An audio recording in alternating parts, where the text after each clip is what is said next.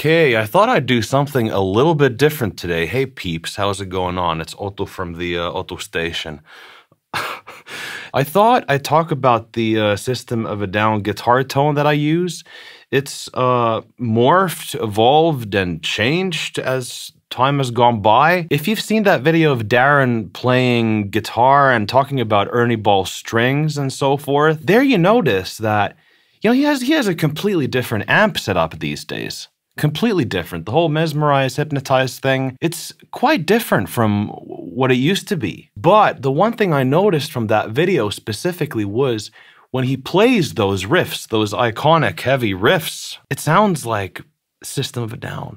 I've seen this time and time again. I've seen Paul Gilbert play on strange amps when he's demonstrating something. It sounds like him.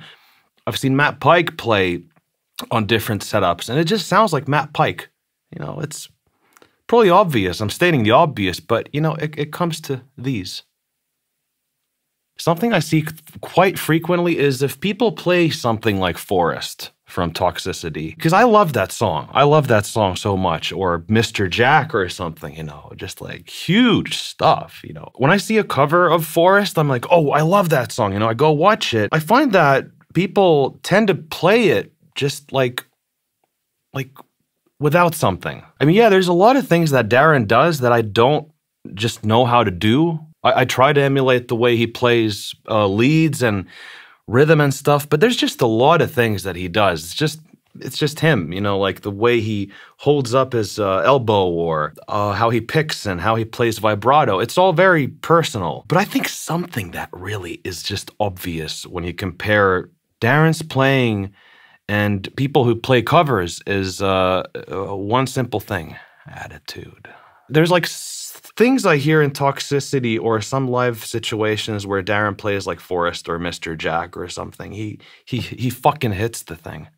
That's just what it sounds like. You know, I'll see some of these covers and I'm like, come on, like, you know, like it's this thing. There's this thing that just feels like, I almost want to not make this video because I don't know if I can explain it. But there's just something in you, like when you unleash the beast within, you just forget all the bullshit and you just focus on being in the moment and playing that instrument and meaning it. That's a good one, I think. Like meaning what you play, meaning what you put out. It's a big fucking deal. The Toxicity sound, like I'm just so familiar with it. I just listen to that album to death. When there's just like an open zero, it's like, I know how it's supposed to sound. I know how it's supposed to sound.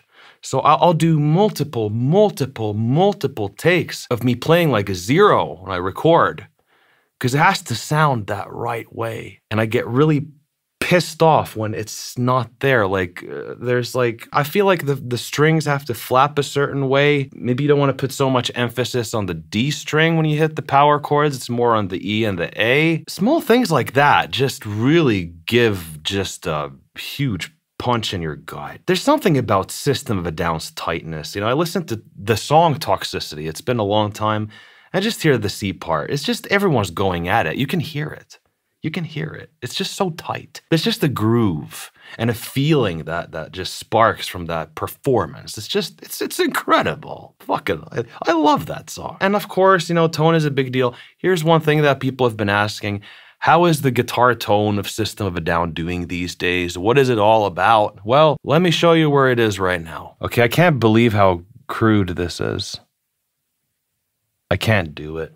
Let's get this back in order. And screen capture, I'll just do it that way. I wanted to be quirky, you know. All right, so we got screen capture going on. Here you can see that I'm recording my voice right now, and there's two audio files that say bitch. Oh, why? So professional, man. I love it. When the choruses kick in and the heavy riffs kick in, I've got 3 tracks at once.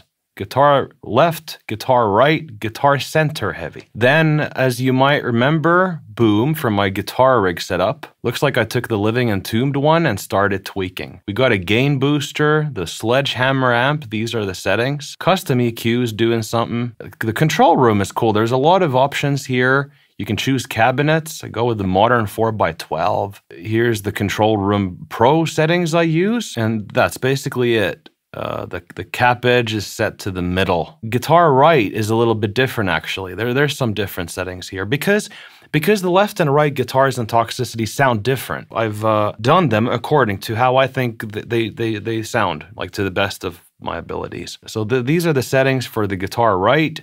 Guitar heavy, these are the same as guitar right. Then we've got other stuff. We got all these spicy EQs. So I really love the Pro Q3. So on guitar left, I have these kinds of settings on the first EQ. Second EQ is this. Third EQ is this. All right, so back to the first EQ on guitar left, the FabFilter Pro Q3. This is a really juicy one and really handy that you can use.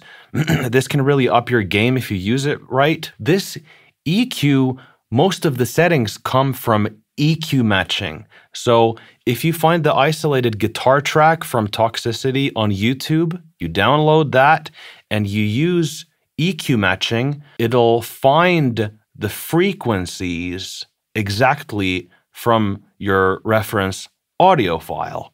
So you can have your guitar sound as a texture. You try to tweak that as much as you can by ear to what sounds great. And then you can use this to very quickly get accurate EQ tones from the reference of the real studio recording. This is really, really handy. But like I said before, it's really important to use your ears because it doesn't always work great. If your texture is shit, it's gonna sound like shit.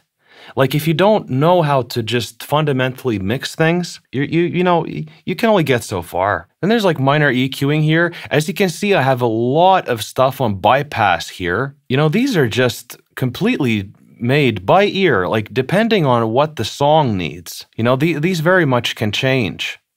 All this stuff, I've even used some Q10 thing somewhere. I don't know. And again, on guitar right, you know, it's got its own things. The first EQ, again, is definitely EQ match. Then these are other manual quick EQs that I've used for, I believe these were from the Macarena cover. Guitar center heavy, that EQ, it's the same EQ match as I used on guitar right. Small adjustments, you can see. These are the rest of the EQs. It's a very strange track. It's kind of this like center sound. It's kind of more thin and right in the middle. The producer Healy Heelesma, who's produced him and has worked with us with Kaiser stuff, he had a great thing about mixing. He said that, you know, it's just the coolest thing when you have this like snake head dead in the middle. People like, where the fuck is that coming from? It's the snake head.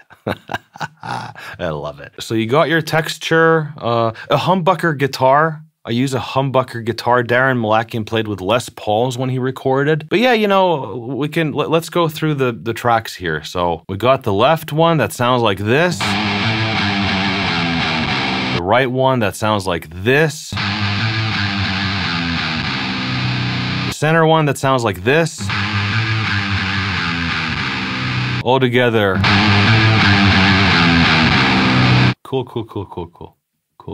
Toxicity's my thing. You know, I'm like the toxicity guy, and there's other people who do the mesmerize and hypnotize stuff well. I haven't gotten to that yet. I don't know if I really know how to do that stuff at this point, so I'd need to practice. Even Daron and Serge sing a little bit differently on that era, so there's a lot of polishing, and some people just do it so well. You know, toxicity is my like super passion. Anyway, play with passion, your heart. Have a humbucker guitar, get your textures right, have good EQs, and you're golden, son.